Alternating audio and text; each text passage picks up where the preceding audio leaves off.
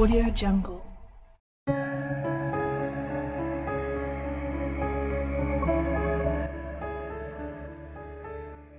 Banyak kisah kesaktian para wali yang disebutkan dalam Babat Tanya Jawi, termasuk diantaranya yaitu Sunan Giri. Konon, salah satu kesaktian Sunan Giri yaitu menciptakan keris Kalamunyeng, yaitu keris dari pena atau alat untuk menulis yang mampu menghancurkan prajurit Majapahit.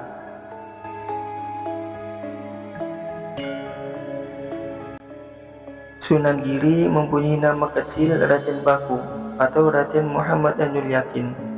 Tidak hanya menjadi penyebar agama Islam yang gigih, namun beliau juga terkenal sebagai pembaharu pada zamannya.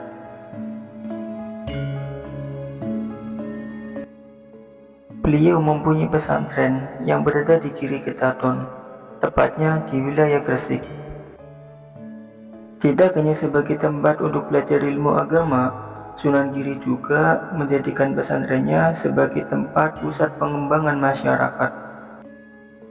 Dalam Babat Tanah Jawi menyebutkan, kala itu pesantren Giri Ketapun tumbuh dengan sangat pesat, dan pesantren itu dijadikan pusat politik yang penting di Tanah Jawa. Diceritakan, ketika Raden Patah di Kerajaan Demak Bintara melepaskan diri dari kekuasaan Majapahit, kala itu Sunan Giri pun bertindak menjadi penasehat sekaligus panglima militer Kesultanan Demak.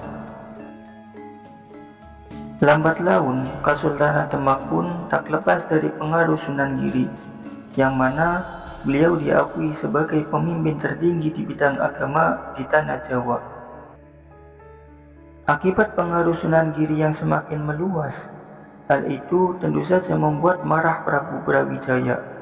Lalu dikirimlah Pati Gajah Mada dengan prajuritnya untuk memerangi Sunan Giri. Hal itu tentu saja membuat semua penduduk Giri ketakutan.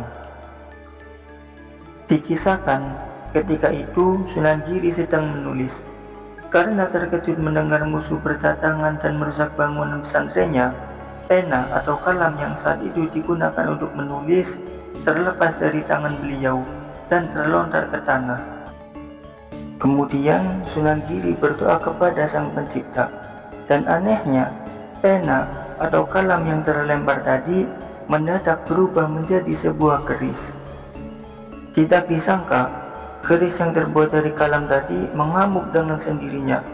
Keris itu melayang-layang di udara, membuat banyak prajurit Majapahit yang menyerbu Giri itu tewas seketika. Atas izin Allah, dengan keris inilah Sunan Giri memporak-porandakan prajurit Majapahit, dan sisa-sisa prajurit yang kabur tadi kembali ke Jawa Timur. Setelah peristiwa yang mengerikan itu, keris dari kalam tadi kembali ke hadapan Sunan Giri dengan berlumuran darah.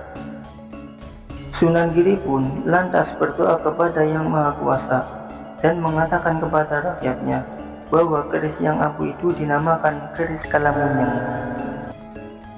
Kurang lebih seperti itulah sekilas cerita tentang keris Kalamunyeng. Keris itu sebagai tanda kedahsyatan kesaktian Sunan Giri pada saat itu. Mohon maaf bila ada kesalahan dalam penyampaian cerita, dan jangan lupa like dan subscribe untuk terus menonton cerita-cerita selanjutnya.